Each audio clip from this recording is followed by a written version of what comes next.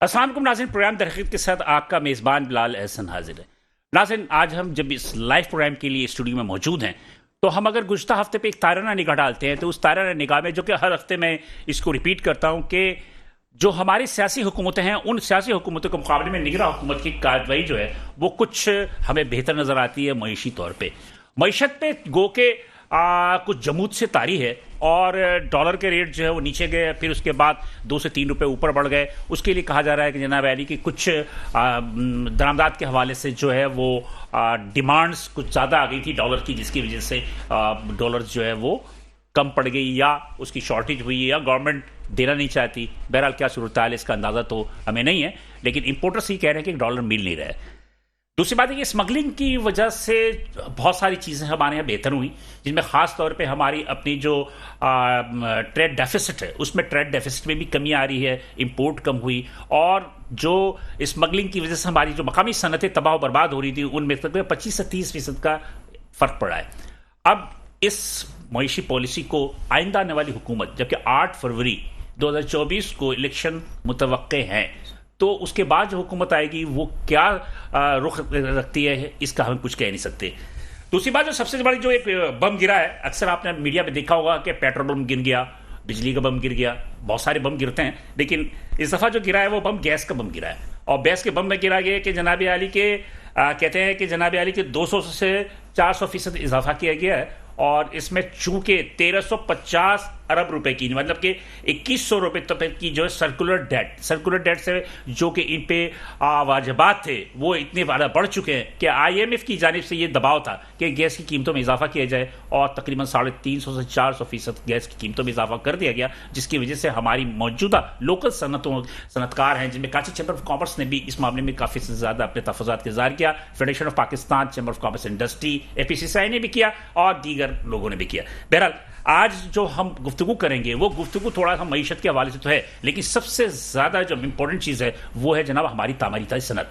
तामीराती सनत बिल्कुल ही जमूत का शिकार है, जिसमें कुछ तो FATF का मसला था, और कुछ उसके बाद जो है वो जो हमारी अपनी डॉलर ना मिलने की वजह से बहुत सारी चीज़ें इंपोर्ट नहीं हुई, जिसमें खासतौर पर सरिया है, सीमेंट है, इसकी कीमतों में इजाफा हुआ, जिसकी वजह से तामीरात बिल्कुल बंद होकर रह गई। और फिर उसके बाद BR की जानिब से 7E की तहत जो टैक्स आयद किया गया प्रॉपर्टी पे, उस प्रॉपर्टी पे टैक्सेस के आयद होने की वजह से जो है वो हमारी तामीराती सनत बिल्कुल तबाह बर्बाद हो गई। सरिया जिसकी फी टन कीमत जो है तकरीबन 2.25 लाख रुपए तक पहुंच गई थी, वो थोड़ी नीचे आई, अब फिर दोबारा 30,000 रुपये फी टन के हिसाब से इजाफा हो चुका है। बहरहाल क्या सूरत हाल है, क्यों हम जो हमारी मईशत मुस्तहकम नहीं हो पा रही है, क्या हमारे अपने लोगों में से कुछ लोग ऐसे हैं जिसे हम में हम कह सकते हैं कि काली भेड़ें हों, जो कि पाकिस्तान में की मईशत को सुधारने की बजाय कुछ उल्टे सीधे कामों की जानिब राग़िब है, जिसकी वजह से यकीनी तौर पे जो है हमारी मईशत में सुधार नहीं आ रहा है। कहा जाता है कि अफगान जो कि तारिकीन वतन थे उनको बाहर कर दिया गया, तो उसके बाद यकीनी तौर पे एक स्मगलिंग का सिलसिला भी रुका, और इसके अलावा ये है कि बहुत सारे अमन अमान के मसाइल भी हल होंगे। इसको तो हम आने वाले वक्तों में देखेंगे, लेकिन बहरहाल आज जो हम जिस चीज़ पर डिस्कस करेंगे वो तामीराती सनत है, और इसके अलावा स्टील से वाबस्ता यानी कि सरिया है, शीट्स हैं, गैल्कोनाइज शीट्स हैं, सरिया है, इसके अलावा इसका जो भी इसके अलावा मसनूआत है उसके हवाले से क्या सूरत हाल है, और हमारे अपने ताजिर जो कि आज स्टूडियो में मौजूद हैं वो क्या कहते हैं। तो मैं सबसे पहले मैं अपने मेहमानों का आपसे तारुफ करा दूं, फिर हम आगे बढ़ेंगे।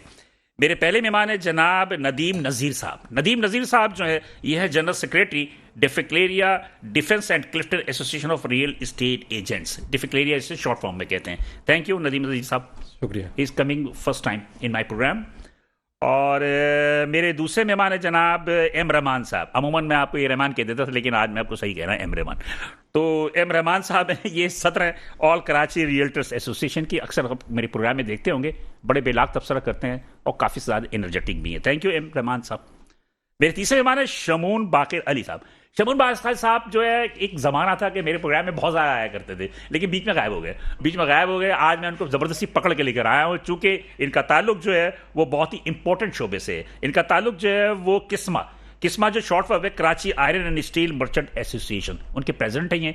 और जो गैल्वेनाइज्ड शीट्स वगैरह की जो मैं बात कर रहा था उनकी, और स्टील के हवाले से जो सरिये वगैरह हैं इनके हवाले से काफ़ी ज़्यादा इनकी अपनी एसोसिएशन किस्मा जो है बहुत ज़्यादा मतलब कि नज़र रखती है, और इस हवाले से ये हमें आज बहुत अच्छी अच्छी बातें भी बताएंगे। थैंक यू शमूल बाकर अली साहब। अच्छा, एक चीज़ और बता दूँ, ये कराची चैम्बर ऑफ कॉमर्स के साबिक वाइस प्रेसिडेंट भी रह चुके हैं, और मैं समझता हूँ कि एक बहुत इंपॉर्टेंट शख्सियत है और इस मामले में काफ़ी ज़्यादा हमारी रहनुमाई कर सकते हैं। मैं शमूल बाकर अपना नदीम नज़ीर की तारीफ पढ़ता हूँ। नदीम नज़ीर साहब, डिफिक्लेरिया ये कहते हैं कि आज जो भी हमारे यहाँ क्या कहते हैं प्लॉट्स हैं या कोई भी सोसाइटीज़ हैं जिनमें ख़ास तौर पे बहरिया टाउन है, डिफेंस है, इनको हाइक पे ले जाने में रियल एजेंट्स का बहुत बड़ा हाथ है। क्या वजूहत है कि इसके बावजूद हम इतनी जमूद का शिकार हैं, और इस वक्त ये सूरत हाल है कि तामीराती सनत बिल्कुल तकरीबन मैं समझता हूँ कि बंद है, तो इसकी वजूहत क्या है? शुक्रिया मेट्रो चैनल का, आपने हमें मदऊ किया। अच्छा, जिस तरह आपने सवाल किया कि इसमें बहुत बड़ा किरदार रियल्टर्स का है, हम एक नुमाइंदा जमात है defence and Clifton real estate association की, और मैं फ़ख्र है कि हमारी लार्जेस्ट एसोसिएशन है। जिस तरह आपने कहा इसमें बिल्कुल हकीकत है, बात बिल्कुल सही है, इसी तरह ही है। और लेकिन अब चूँकि जिस तरह साल 1.5 साल से आपने हमारे मामला देखे, रियल एस्टेट सेक्टर को जो ज़बूवाली का शिकार है, उसमें काफ़ी सारे फैक्टर्स हैं, जिस तरह टैक्स का मसला है, और अभी जो एक लेटेस्ट चीज़ हमारे इंट्रोड्यूस हुई थी एफबीआर की तरफ से 7E था, उसने उस पर कहते हैं कि जी मोहर लगा दी और काम ब्रेक पे लग गया सिलसिला। तो बहरहाल ये सब फैक्टर्स थे, लेकिन मैं ये समझता हूँ कि अगर हम इनको देखें और इनके मुराकात देखे जाएं, इसमें बहुत सारे लोगों ने क्या किया कि जी पैसा बाहर ले जाना शुरू कर दिया डॉलर्स की फॉर्म में। तो अब जिस तरह डॉलर्स को कंट्रोल किया जा रहा है और डॉलर, मेरा ख्याल है कि डॉलर्स अपनी जगह है, लेकिन ये सबसे पहले तो आप जो तलवार कटी थी वो है FATF की वजह से कटी थी, जनाब उसके अंदर जो कुछ ब्लैक मनी जो आ रहे थे उसको रोकने के लिए। जी, तो उसमें हम रियल्टर DNFBP से रजिस्टर्ड हुए थे, तो उनके जो शक शुबात थे वो हमने इसको क्लियर किया, और हमारी जमात और हमारी एसोसिएशन उससे रजिस्टर्ड होगी, मुंसलक होगी। तो उसके बाद फिर आगे ये टैक्सेस का मसला आया, 7E लास्ट ईयर उन्होंने इम्प्लीमेंट किया, जिसको डीम रेंटल प्रॉपर्टी कहते हैं। इसने हमारे कारोबार पे बहुत ज़्यादा असर किया, और यहाँ आपके प्लेटफॉर्म से मैं एक चीज़ गुजारिश करता हूँ कि ये जो अरबाब इख्तियार हैं कि एटलीस्ट जब भी इस तरह की चीज़ को इंट्रोड्यूस कराएं, तो जो आपके बेनिफिशरीज़ हैं, हम लोग रियल्टर बरादरी है, इनको ऑन बोर्ड ले लिया करें, जो स्टेक होल्डर्स हैं उनको ऑन बोर्ड ले लिया करें, ताकि मशावत, जिस तरह पहले इन्होंने हमें बुलाया, FBR ने मीटिंग की गई और उसमें हमें कहा गया कि जी हम ओवरसीज़ के लिए $50,000 तक का देना चाहते हैं रिलीफ। उसके बाद खबर आई कि जी $1 लाख तक का, तो वो हमारे लिए बड़ी विन विन पोजीशन थी। लेकिन इमरान खान के दौर की हुकूमत की बात कर रहे हैं आप, ठीक है। तो उसके बाद इन्होंने नहीं, ये अभी जो लास्ट ईयर बजट इसी साल की हुकूमत ने किया था, तो उसके बाद उन्होंने इसको ख़त्म कर दिया, और वो चीज़ जो है वो प्लस 7E जो टैक्स डीम रेंटल प्रॉपर्टी हमारे ऊपर तलवार आई, उसने तो तकरीबन 2 माह तो काम ही नहीं हो सका जब तक इनका पोर्टल नहीं बन गया। उससे ना अथॉरिटीज़ वो काम कर सक रही थी, ना कोई इदारे कर सक रहे थे। जब वो पोर्टल बन गया, उस पर लोगों ने फिर ऑनलाइन अपना रजिस्ट्रेशन कराया, और वहाँ से जाके ये फिर थोड़ा बहुत काम शुरू हुआ। लेकिन हो ये रहा है कि जैसे DHA है, हम DHA को रिप्रेजेंट करते हैं जी, वहाँ पे जहाँ पहले 50-60 केसेस या 70 केसेस ट्रांजैक्शंस होती थी एवरेज जो डेली की थी, अब वो तकरीबन 4-5 ट्रांजैक्शंस पर डे पे आ गई हैं। तो ये हम सब के ऊपर ये एक मतलब इसकी वजूहत क्या है कि लोगों का पैसा नहीं है या कानून बड़ा सख्त हो गया? नहीं जी, पैसा है, कानून सख्त हो गया है, और टैक्सेस की इतनी भरमार है कि हम ऑल टुगेदर अगर फाइलर जो है वो अगर ये कोई प्रॉपर्टी लेता है जो 2.5 करोड़ या उससे अबव की प्रॉपर्टी है और वो 7E पे आता है, तो उसको तकरीबन कोई 6.5-7% टैक्स देना पड़ता है। तो लोग कहते हैं कि जी इससे बेहतर है कि जो बैंकों ने इंटरेस्ट रेट बढ़ा दिया है, और स्पेशली इस्लामिक का वो उस पर जो चाम दे दी है, तो वो करने से लोगों ने अपना पैसा जो है वो बैंकिंग सेक्टर में ले गए हैं, जो कि हमारे लिए रियल एस्टेट इंडस्ट्री के लिए बड़ा नुकसानदेह मेरे हिसाब से। अगर ये बैंकिंग सेक्टर का जो इंटरेस्ट रेट है इसको अगर कंट्रोल किया जाए, इंटरेस्ट रेट तो उनका तकरीबन स्टेट बैंक का तो 22% है जी, अगर काइबोर वगैरह मिला ले तो मैं 25% है, 26% है। एग्जैक्टली इसी तरह ही है। तो इसने हमारे कारोबार पे बड़ा इफेक्ट किया। अब लोग क्या करते हैं कि जी इतने टैक्स देने के बजाय कि हम इसको पैसे को हम बैंकिंग सेक्टर में पार्क कर लें, नेशनल सेविंग ले लें। क्या मिलता है उनको ये इंटरेस्ट मिलता है बैठे बैठाए। वो कहते हैं कि जी ना हमें एफबीआर के चक्कर लगाने पड़ते हैं, ना हमें डीम रेंटल प्रॉपर्टी में जाना पड़ता है, ना हमारी पूछगछ होती है। तो वो लोगों के लिए इजीनेस हो गया है। ये फैक्टर है जो मुझे तो ये बात है कि 7E ये इसके मुतालिक मुझे ये रहमान साहब ने काफ़ी से ज़्यादा नॉलेज दी है 7E के हवाले से। जी मैं ये कहता हूँ कि 7E आया, 7E एक बहुत लंबा ट्रॉन्ग हो गया, लेकिन आप लोगों ने कोई एहतजाज वगैरह किया जाके इस्लामाबाद में या किसी अथॉरिटी से? बिल्कुल हमने इसमें कराची चैम्बर को ऑन बोर्ड लिया, फेडरेशन को हमारे साथ वो ऑन बोर्ड रही, प्रिंट मीडिया में वो हमारे साथ साथ थे।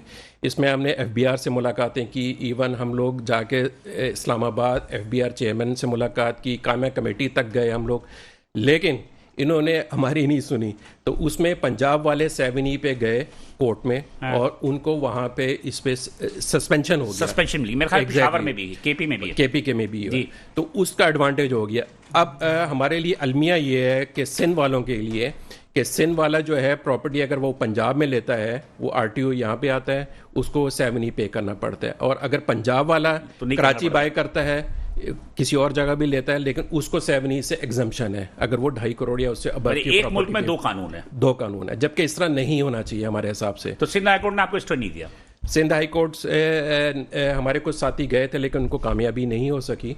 तो देखें, अल्लाह करे कि अरबाब इख्तियार को उस पर कुछ इसकी वजह से तामीरती सनत जो है बिल्कुल जमूद का शिकार हो गई है। तामीराती सेक्टर भी जो है, बिल्डर एसोसिएशन, ये देखें रियल्टर्स और कंस्ट्रक्शन इंडस्ट्री जो है वो रेसिप्रोकल है, चोली दामन का साथ है।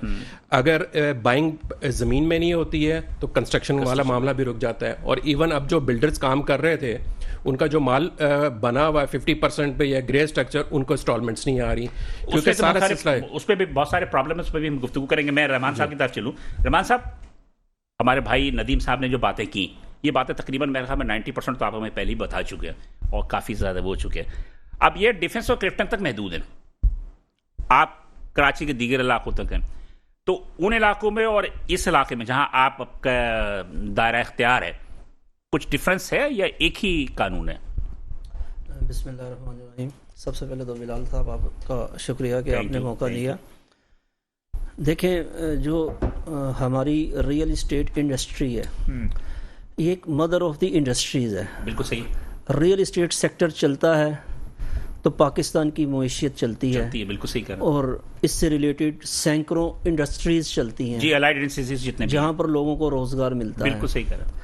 बदकिस्मती से पाकिस्तान के जो अरबाब इख्तियार खसूसन जो टैक्स की पॉलिसीज़ बनाते हैं, उनको शायद इस चीज़ का इल्म नहीं कि ये वाहिद इंडस्ट्री है जो पाकिस्तान की मईशत को बहरान से निकाल सकती है। बिल्कुल सही।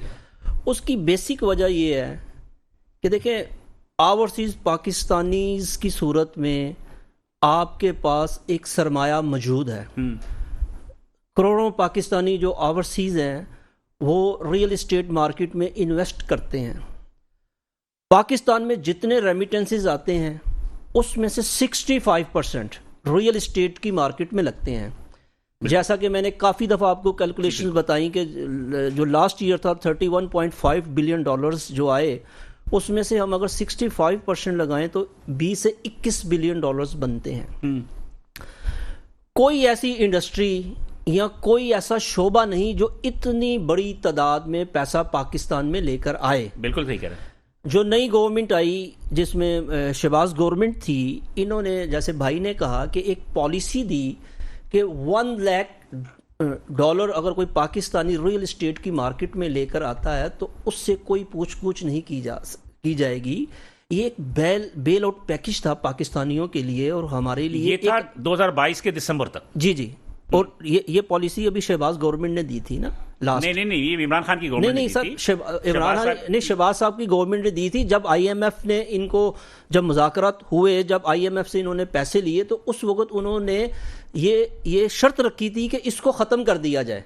उस बेस के ऊपर पहले डिसाइडेड थी ऑलरेडी बजट में डिसाइडेड जी, थी। बिल्कुल सही है, ये डिसाइड किया था इमरान खान की हुकूमत ने जब टेक ओवर किया ना इन्होंने, रिजीम चेंज हुआ, इत्तेहादी हुकूमत आई, तो उस पॉलिसीज को इन्होंने कंटिन्यू किया। देखिए उसमें इमरान खान की जो गवर्नमेंट थी उसने एक 50 लाख घरों का एक मंसूबा पाकिस्तान दिया था, हाउसिंग पाकिस्तान हाउसिंग अथॉरिटी कायम की, और पाकिस्तान को कहा कि यहाँ पर अगर 50 लाख घरों का यानी कि जो पाकिस्तान में बन जाए तो पाकिस्तान की मईशियत ऐसे चलेगी जिसका आप अंदाज़ा नहीं कर सकते।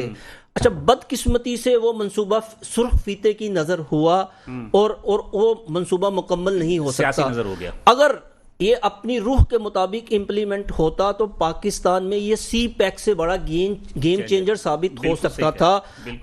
और पाकिस्तान को हर साल 7 से 8 लाख घरों की जरूरत है। बिल्कुल सही कह रहे हैं। और अगर आप और जो इस वक्त हाउसेस का शॉर्टफॉल है पाकिस्तान में 70 से 80 लाख घर हैं। आप अंदाजा करें कि अगर ये 80 लाख या 70 लाख घर बनते हैं तो इसकी आप कैलकुलेशन करें कि अगर हम हर घर में 5 फैंस लगाएं तो 3.5 करोड़ फैंस एक साल में बनेंगे। इतने लॉक्स हैं, इतनी इलेक्ट्रॉनिक्स के इक्विपमेंट्स बनेंगे, यानी कि उसकी आपको। और जो मेरा भाई जो स्टील इंडस्ट्री बैठा है, टनों एक छोटे से छोटे घर में 8 से 10 टन सरिया लगता है। तो जब लाखों घरों की यहाँ पर कंस्ट्रक्शन होगी तो पाकिस्तान की हर इंडस्ट्री चलेगी। सही कह रहे हैं। लेकिन बदकिस्मती से इस वक्त जो सबसे ज्यादा बहरान है इस वक्त हमारी इंडस्ट्री में है। हजारों रियल्टर्स बेरोजगार हो चुके हैं, उनके ऑफिसेज बंद हो चुके हैं टैक्सेस की वजह से। जी सर, एक यानी कि इसमें बंडल ऑफ जो मसाइल हैं, इसमें 7E का जो आपने फरमाया कि ये सबसे बड़ी हमारे लिए सजाए मौत है। इसके साथ साथ जो DNFBB का इश्यूज आया था जिसमें उन्होंने हमें रियल एस्टेट एजेंट्स को पाबंद किया था, उसमें जो शराइत रखी गई वो हमारे लिए एक्सेप्टेबल नहीं थी। लेकिन फिर भी हमने मुल्की मफाद में उसको एक्सेप्ट किया। और इसके साथ साथ जो इन्फ्लेशन है आपके मुल्क में, जो कंस्ट्रक्शन कास्ट है इतनी महंगी हो चुकी है कि कोई भी बिल्डर डिलीवर करने के काबिल नहीं। यही वजह है कि बहरिया टाउन में हजारों प्रोजेक्ट्स, सैकड़ों प्रोजेक्ट्स डिफॉल्ट हो चुके हैं, यानी कि बेरोजगार हैं। और वो इतना बड़ा बहरान है कि जिसका आप अंदाजा नहीं कर सकते। इसी तरह जो दीगर कराची के एरियाज या पाकिस्तान के मुख्तलिफ एरियाज में जिन बिल्डर्स ने प्रोजेक्ट अनाउंस किए थे वो उसकी कॉस्ट मुकम्मल नहीं कर सकता। आज मटेरियल अगर 1 साल पहले की कीमत लगाएं तो 100%, 200%, 300% बढ़ चुकी है, तो वो कहां से डिलीवर करेगा। इसलिए मैं कहता हूं कि इस हमारी इंडस्ट्री को, रियल एस्टेट इंडस्ट्री को बेल आउट पैकेज की जरूरत है और ये दिया जाए। और ये दिया जाना इसलिए जरूरी है कि ये पाकिस्तान में second largest job provider industry है। हमारे हजारों रियल्टर्स इसके साथ मुंसलिक है।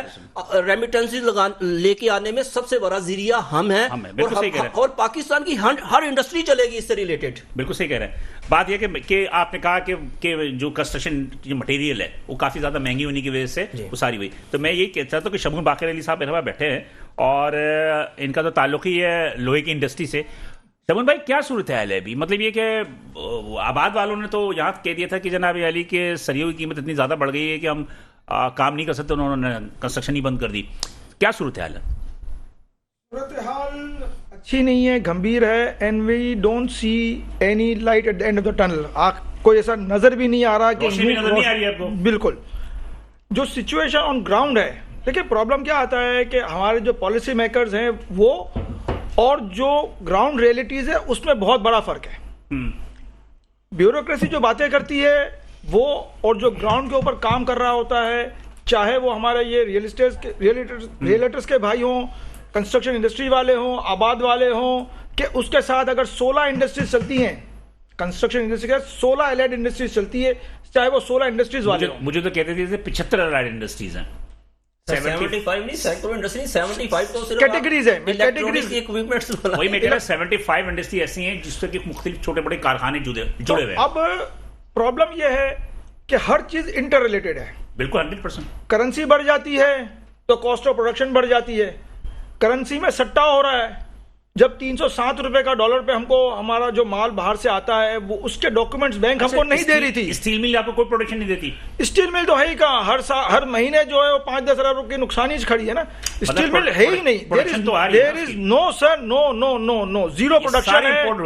जीरो प्रोडक्शन है स्टील मिल की, और इसके पीछे बहुत बड़ी लॉबी होगी जिन्होंने स्टील मिल को तबाह किया, खत्म किया। क्योंकि अगर स्टील मिल आज भी बाहर फाल हो जाए तो हमारा इंपोर्ट का बिल बहुत कम हो सकता है। हमारा फॉरेन एक्सचेंज, देखिए पाकिस्तान में पिछले साल 9.5 मिलियन टन की हमारी खपत हुई है लोहे की, इस रिसेशन में भी। चले, मुझे यहाँ पे एक ब्रेक लेना, ब्रेक लेने के बाद दोबारा हाजिर होते हैं, तो गुफ्तगू सिलसिला जारी है, साथ रहिएगा। अस्सलाम वालेकुम नाज़रीन, प्रोग्राम दर हकीकत के साथ आपका मेज़बान बिलाल एहसन हाजिर है। नाज़रीन, हम वफ़े में जाने से कबल हमारे शमून बाक़िर अली साहब, जो कि किस्मा के सदर भी हैं, कुछ अपनी गुफ्तगू को जारी रखे हुए थे। मैं ख्याल में गुफ्तगू आप अपनी कंप्लीट कर लें कि वजूहात क्या है कि ये तामीराती सनद बंद हुई। आप लोगों के अपना कारोबार जो स्टील से वाबस्ता हैं, इनकी क्या सूरत हाल है, और इसमें अभी जो कुछ कमी वाकई हुई थी डॉलर की कमी होने के बाद, तो अब बढ़ने के बाद मज़ीद सुना कि बढ़ गई रेट। देखिए, डॉलर की फ्लक्चुएशन को जो है ना, इस वक्त मार्केट ने अभी तक मार्केट संभली नहीं है। जब 307 और 308 रुपए का डॉलर बैंक से मिल रहा था, मीन्स हमारे इंपोर्ट के डॉक्यूमेंट्स, और उसमें भी अगर आपके 5000 टन माल आया है तो बैंक बोलती थी हम 1000 टन का डॉक्यूमेंट आपका रिलीज करेंगे, बाकी 4000 टन के लिए अभी आप डेमरेज भरें।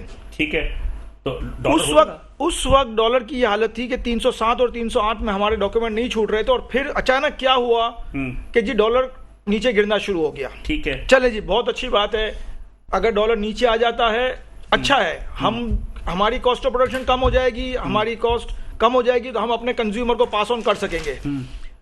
डॉलर नीचे गया 277 तक, 276 तक डॉलर ने टच किया। ठीक है, हर व्यापारी ने नुकसान किया, बिकॉज जब हमारी हुकूमत की मशीनरी के लोग आके बोलते थे कि डॉलर 250 का हो जाएगा, तो जिसके भी घर में माल था सब ने अपना इंपोर्टेड माल 307 और 310 रुपए के डॉलर का खरीदा हुआ माल 280 में, 290 में बेच दिया। ठीक है, ताकि जी मजीद नुकसान ना जाए।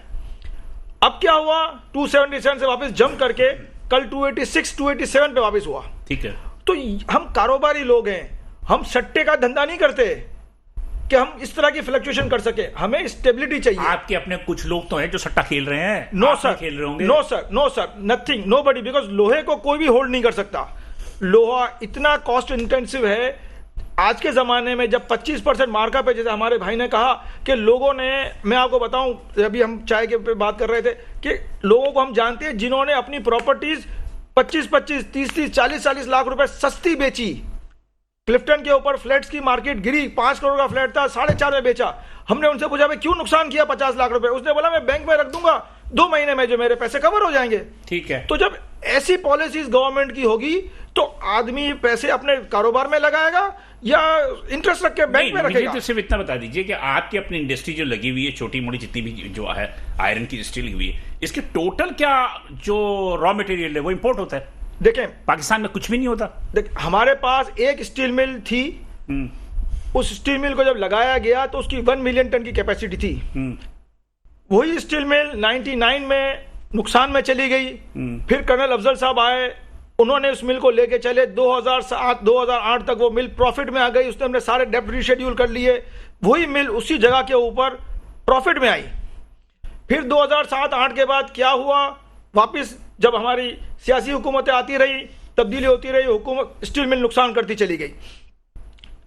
पिछले 2015-16 के बाद मिल बंद है पिछले 7-8 सालों से। जी जी, मुझे अंदाजा है, और मेरे ख्याल में पैसे और करोड़ों रुपए जो है उनकी तनख्वाहें भी दी जा रही है, उनकी ग्रेजुटी भी जा रही है, उनका पेट्रोल भी दिया जा रहा है, और एक्सपेंसेस आर।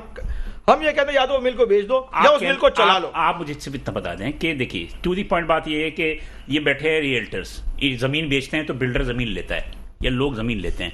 अब आप सरिया जितना महंगा बेचेंगे तो फिर कहां से हमारी कॉस्ट ऑफ प्रोडक्शन इतनी हाई है। मैंने सुना कुछ सट्टा भी चल रहा है इसके अंदर। नो सर, हमारी आइटम में सस्ता नहीं है। सट्टा इसलिए नहीं है कि हमारी आइटम को कोई भी आदमी होल्ड नहीं कर सकता। अगर आप बोले कि मैं 500 टन सरिया लेके रख लूं, आपके पास इतनी जगह ही नहीं है, ना आपके पास इतना इन्वेस्टमेंट है। और ये चीज ऐसी है कि रोज बन रही है।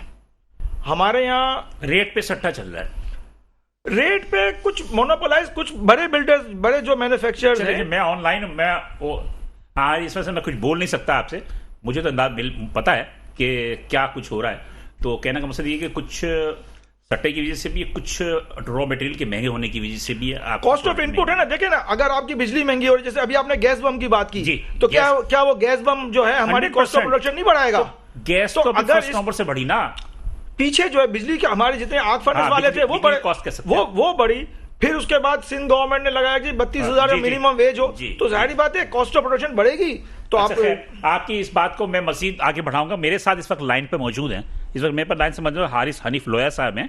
ये सीनियर वाइस चेयरमैन है पाकिस्तान स्टील रीरोलिंग मिल्स एसोसिएशन के। हम इनसे पूछ लेते हैं कि सूरत-ए-हाल क्या है कि हमारे भाई जहां मायूस सारे बैठे हुए हैं, उनके चेहरे में भी कुछ खुशियां है कि कुछ Why not? किरण दिखाएं। अस्सलाम वालेकुम सर। वालेकुम सलाम। हारिस साहब, मेरी आवाज आपको आ रही है? जी जी, मुझे आपकी आवाज आ रही है। अच्छा, हारिस साहब, मेरे साथ जो है वो इस वक्त शमून बाकर अली हैं, जो कि सदर हैं किस्मा Karachi iron steel and merchant association के, और ये साबिक सदर भी है कराची चैम्बर ऑफ कॉमर्स के रहे, वाइस प्रेसिडेंट। इसके अलावा मेरे साथ एम रहमान साहब हैं, सदर हैं ऑल कराची रियल्टर्स एसोसिएशन के, और तीसरे साहब है हमारे पास नदीम नज़ीर साहब, ये जनरल सेक्रेटरी हैं डिफिक्लेरिया यानी defence and Clifton association of real estate agents. ये तीनों हज़रात मेरे साथ मौजूद हैं और अपने ख्यालात के इजहार कर चुके हैं। शमून बाकर अली साहब में चूँकि गैल्वेनाइज जो शीट्स वगैरह चलती हैं उन कारोबार से इनकी वाबस्तगी है, यहाँ पर ये बहस चल रही है सर हारिस साहब कि सरिये की कीमत में इतना इजाफा क्यों हो रहा है?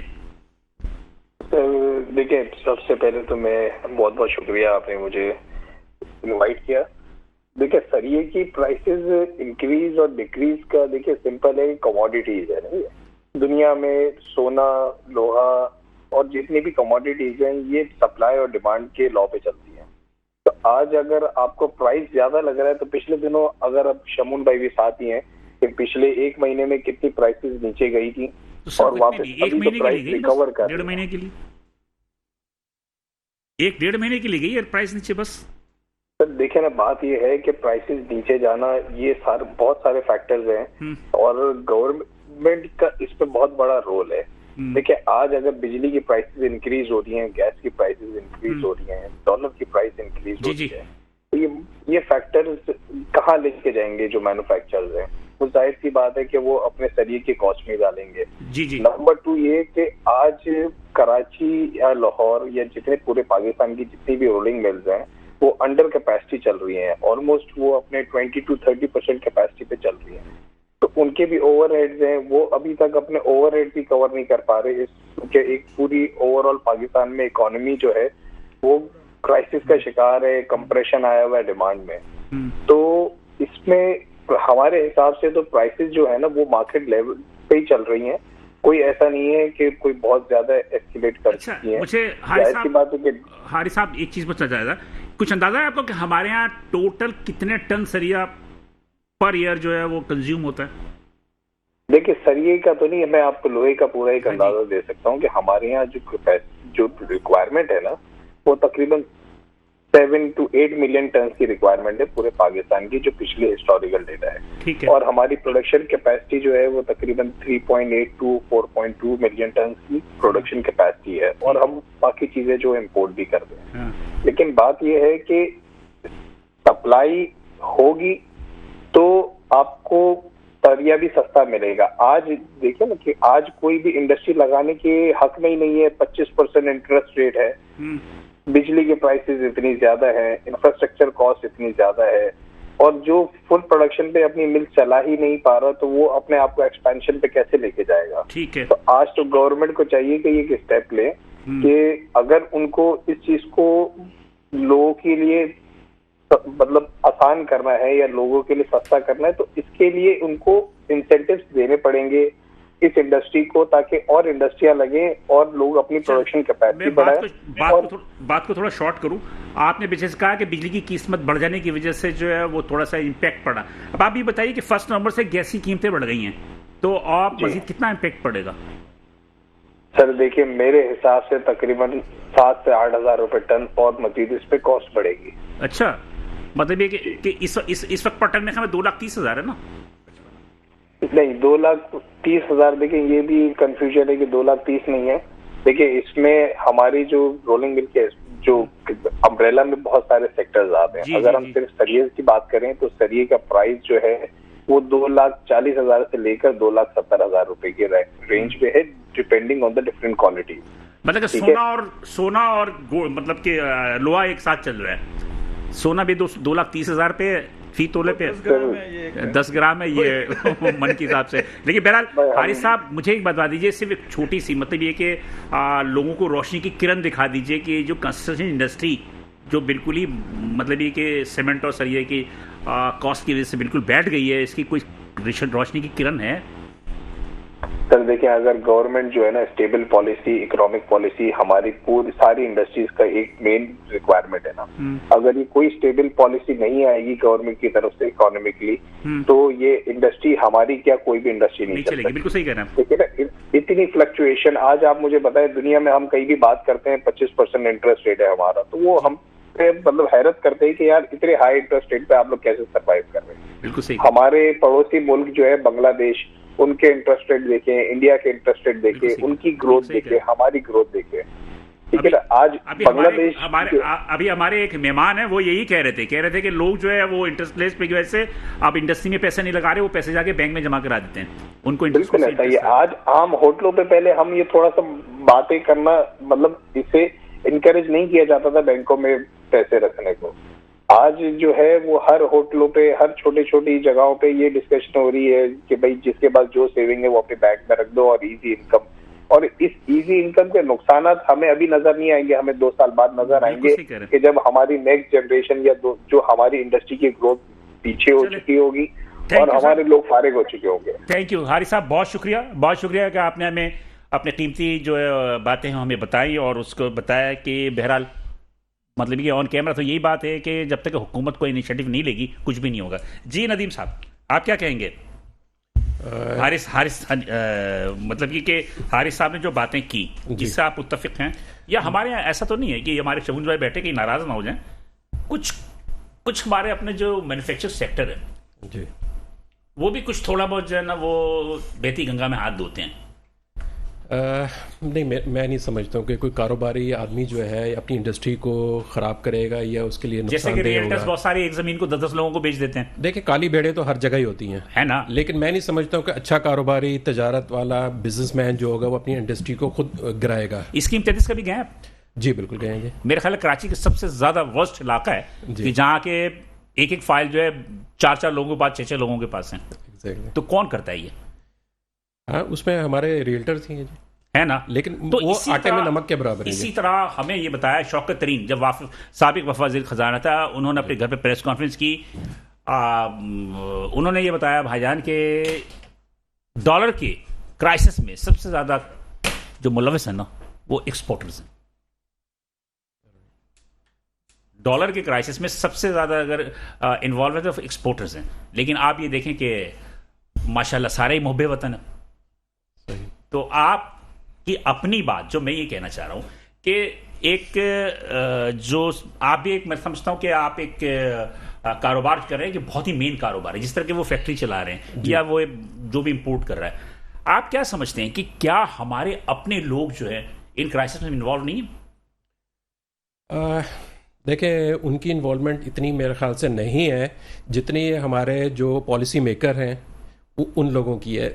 मेरे अपने हिसाब से देखें, इसको बेटरमेंट की तरफ ले जाया जा सकता है। वो इस तरह के, जैसे अभी एक टैक्स है 236K और 236C, advance tax, gain tax.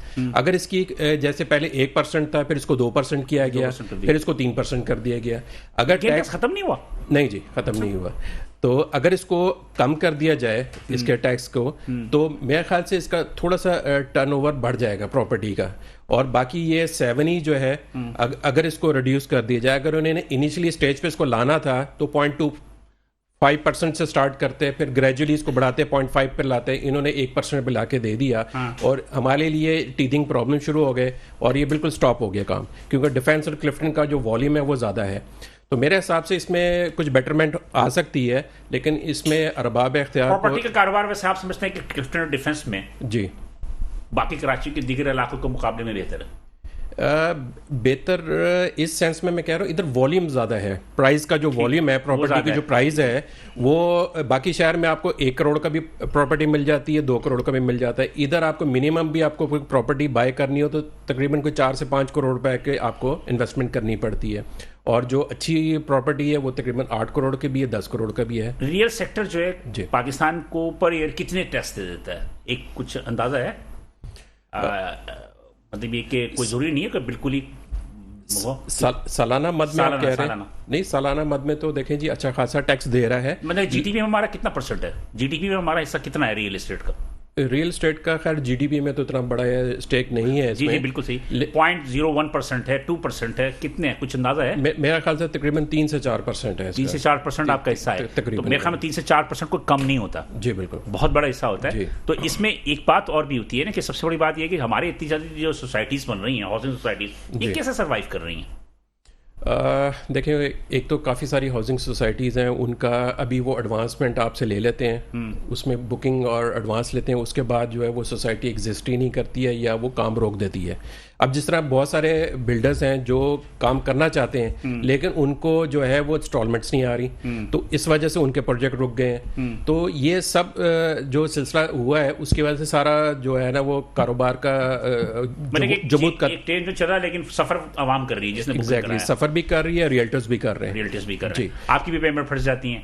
Exactly आखिरी सी बात है, अभी जब बेचते अभी हैं जब मार्केट स्लो होती है तो बहुत सारे केसेस इश्यूज आते हैं और वो हमें फेस करना पड़ते हैं। चलती मार्केट में ये चीज़ें पोजीशन नहीं हो रही होती है, तो इसको नाज़रीन यहाँ पे मैं एक छोटा सा वक्फा लूंगा, वक्फे के बाद आने के बाद आएंगे तो हम मजीद गुफ्तगू करेंगे, साथ रहिए।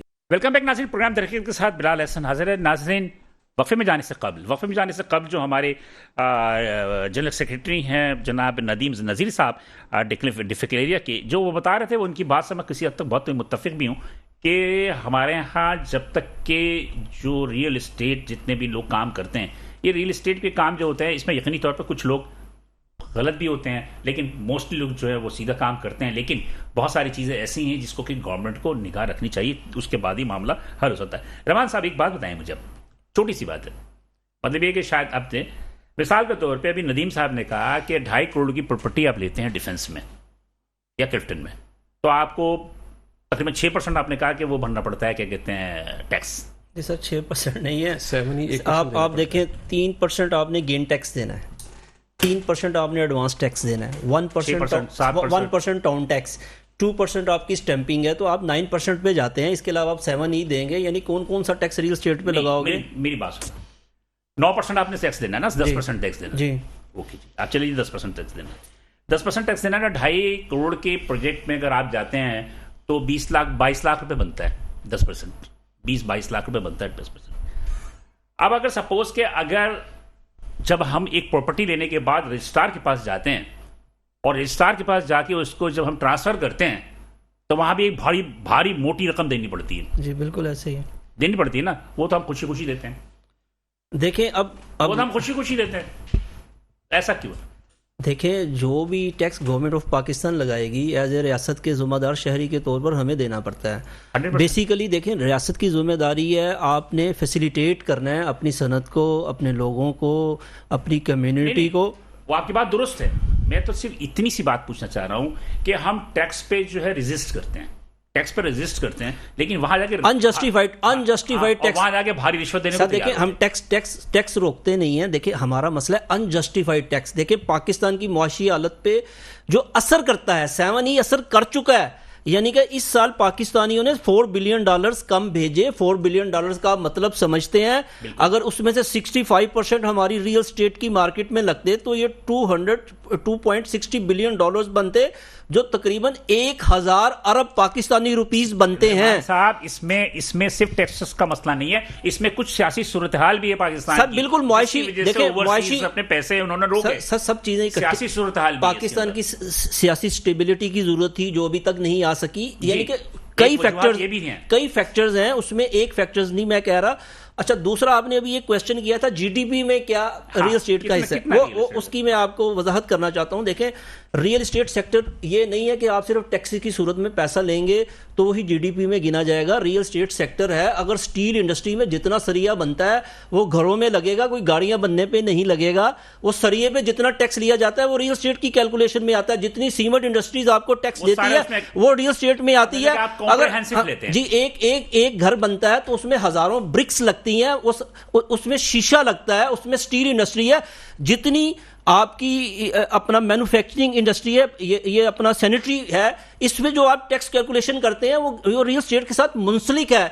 यानी कि आप एक घर बनाएंगे तो उसमें अगर आपके 7 लाख घरों का शॉर्टफॉल है तो इसका मतलब चाहिए आपको 40 लाख पंखे चाहिए, तो 40 लाख पंखे में से जो आप टैक्स लेंगे वो रियल स्टेट देगा। उसमें आपको 7 लाख घर बनाएंगे तो हर घर में 5 एसी लगाते हैं, तो 35 लाख एसी चाहिए, तो वो टैक्स रियल एस्टेट की वजह से आपको आएगा, किसी और इंडस्ट्री की वजह से थोड़ी आता है। यानी कि इससे नंबर ऑफ इंडस्ट्रीज मुंसलिक हैं रियल एस्टेट। आपके इंपोर्ट जितना आपकी स्टाइल पाकिस्तान में आएगी तो वो रियल एस्टेट की वजह से आएगी, उसमें जो आप टैक्स लेंगे तो रियल एस्टेट सेक्टर ही देगा ना। तो ये जीडीपी की कैलकुलेशन भी ठीक नहीं की गई। रियल एस्टेट एक ब्रॉड डेफिनेशन है, दुनिया की जो इनकम है, दुनिया की दौलत है, उसका 54% रियल एस्टेट के गिर्द घूमता है। यानी कि ये कोई मामूली इंडस्ट्री नहीं है, दुनिया में सबसे बड़ी इंडस्ट्री इस वक्त रियल एस्टेट ही है। जिसको मैं कह रहा हूं कि पाकिस्तान में इस वक्त बेल आउट पैकेज की जरूरत है। पाकिस्तान की जो रियल एस्टेट इंडस्ट्री है इस वक्त डिफॉल्ट कर चुकी है, तमाम बिल्डर्स हमारे कोई नया प्रोजेक्ट डिलीवर नहीं कर पा रहे, और पाकिस्तान की मुआशी हालत आपके सामने है। ओवरसीज रेमिटेंसेस कम हो गए। यानी कि आप क्या कर रहे हैं? आप दुबई की, मुझे बताया कि सिंध में तो ये है एप्लीकेबल है ना, पंजाब में और केपी में नहीं है। सर देखिए, तो सिंध में कितने रियल एस्टेट जितने हुए वो मुतासिर हुए? सर जितनी रियल एस्टेट जो कम्युनिटी है सबसे ज्यादा देखिए कराची बेस्ड है। आप अगर कराची में जितने थोड़ा बहुत ये हैदराबाद है, जितने प्रोजेक्ट्स कराची में डिलीवर हैं वो अगर आप पाकिस्तान की पूरी कैलकुलेशन थे फिर भी उसके बराबर नहीं पहुंचती। तो कराची का हिस्सा रियल एस्टेट में सबसे ज्यादा है। एक मुल्क में 2 कानून नहीं चल सकते। ये रियासत एक इकाई है और उसके ये 4 यूनिट्स हैं।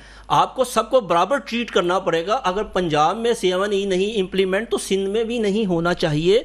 ये केपीके में अगर नहीं है तो सिंध में भी नहीं होना चाहिए। ये जुल्म है भाई। ये कि नदीम नजीर हमने यानी कि सिंध हाईकोर्ट ने आपकी बात नहीं सुनी। सर मैं कह रहा हूं कि पंजाब के जज ज्यादा समझदार हैं कि सिंध के जज ज्यादा समझदार हैं। यानी कि एक जज फैसला दे रहा है कि इंप्लीमेंट नहीं होगा, दूसरा जज कह रहा है इंप्लीमेंट होगा। पहले आप खुद फैसला कर लें कि क्या रियासत में सिंध के जज अलहदा तलीम याफ्ता, अलहदा जगह से तलीम हासिल करते हैं और सुप्रीम कोर्ट तक क्यों नहीं गए? सर सुप्रीम कोर्ट में जा चुके हैं। सिंध में जो रिजेक्ट हुआ था वो अपील में सिंध में गए थे, वो केस अभी लग रहा है। लेकिन मेरा क्वेश्चन रियासत से है, रियासत कहां पे खड़ी है? रियासत बहरी है, अंधी है। तो रियासत को चाहिए कि एक मुल्क में 2 कानून ना चलाए। जो चीज पंजाब में नहीं है वो सिंध में भी नहीं होनी चाहिए। ये जुल्म ना करें, इससे बड़ी आगे गलत चीजें जन्म लेती हैं। ये देखनी चाहिए आपको। हो चुकी हैं। और दूसरा भाई कुछ आप कहेंगे क्या कि आप लोग आप भी सफर कर रहे हैं इनकी वजह से? जाहिर बात है इन लोगों की जो डिमांड आएगी बिल्डर्स की, हाँ, तो ये हमारी जो है सेल बढ़ेगी ना। नहीं, आप लोग तो गैल्वेनाइज शीट्स वगैरह भी गैल्वेनाइज शीट्स वगैरह जो है, गैल्वेनाइज शीट्स हो गई, गैल्वेनाइज शीट्स हो गई, ये भी लगती है। रूफिंग के अंदर सारी लगती है, जो डक्टिंग होती है उसमें, जैसे आज इस वक्त हम बैठे हैं एक महदूद तादाद ना जी ना। रूफिंग की बहुत बड़ी डिमांड है पूरे पाकिस्तान में। आप सिर्फ यहाँ पे छोड़ दे, केपीके के अंदर जितने लाखों घर जो हैं उनको एवरी सेकेंड ईयर अपनी छत चेंज करनी है, बिकॉज वो कोरोगेटेड शीट्स पे इस्तेमाल, तो सारी जो है इम्पोर्ट बेस्ड है। हमारे यहाँ पिछले साल जो है जो फिगर आई थी कंजम्पशन की वो 9.5 मिलियन टन की थी, जिसमें से 4.5 मिलियन टन जो है वो लॉन्ग प्रोडक्ट्स थी, जिसमें सरिया, एंगल, गार्डर, चैनल, ये सारी चीज थी। और तकरीबन 5 मिलियन टन की जो थी वो फ्लैट प्रोडक्ट्स की थी। फ्लैट प्रोडक्ट्स की जो हमारी जो प्रोडक्ट होती है उसमें hot roll which is the major item, जिसका पाइप इंडस्ट्री हमारी बहुत बड़ी डिमांड है, कोल्ड रोल और उसके साथ साथ गैल्वेनाइज की। प्रॉब्लम क्या है कि चूंकि इतने सालों में कोई भी एक भी इंटीग्रेटेड मिल नहीं लगी जो कि खाम माल से लोहा बना सके। तो खाम माल सारा हमारा बाहर से ही आता है, खाम माल हर चीज। और पहले तो हम मंगाते थे तो हम जो है वो इस पे ड्यूटियां भी देते थे। जब से लोकल प्रोसेसिंग मिल्स लगी हैं तो उनकी वजह से जो है वो तो ड्यूटी फ्री माल मंगा रही हैं, सिर्फ प्रोसेस करके, तो इसके ऊपर जो वैल्यू एडिशन कर रही है। और उसके बाद भी अगर इंपोर्ट करते हैं तो हमारे पास सस्ता है, तो इसका मतलब या तो हमारी लोकल मिल्स इनएफिशिएंट है या उनकी कॉस्ट ऑफ प्रोडक्शन हाई है, या बहरहाल बोलना तो नहीं चाहिए मुझे, या कुछ चोरबादारी में इन्वॉल्व है, ये आप कह सकते हैं। नहीं, खुल के बोले ना। नहीं, खुल के क्या बोले, आप कह रहे हैं तो होगा ऐसा, बिकॉज यू हर सेक्टर में 2 नंबर लोग हैं। काली भेड़ हर जगह पे है, चाहे वो ब्यूरोक्रेसी हो, चाहे वो गवर्नमेंट हो, चाहे वो ट्रेड हो, चाहे वो इंडस्ट्री हो, चाहे सर्विस सेक्टर हो। बिजली की चोरी भी कर रहे हैं, गैस की भी चोरी हो रही है। जब भी तो सर्कुलर डेट बढ़ गया तो किसने बढ़ाया? गवर्नमेंट ने बढ़ाया, उनकी मर्जी से। नहीं, बिजली की चोरी, मिसाल के अगर हम बिल नहीं भरते तो हमारे घर पे आ जाते हैं, तो जिसके ऊपर लाखों करोड़ रुपए बाकी है तो क्यों इतने टाइम से उसको चढ़ाने दिए पैसे? बिल्कुल सही कह रहे हैं। सारे नजला गिरता है बेचारे उन सार्फिन पे जिनके घरों की बिजली उतार लेते हैं, मीटर उतार लेते हैं। आज हमारे मार्केट में डाउनटाउन में आए, हम 8 घंटे मार्केट में होते हैं जिसमें 7 घंटे बिजली नहीं होती।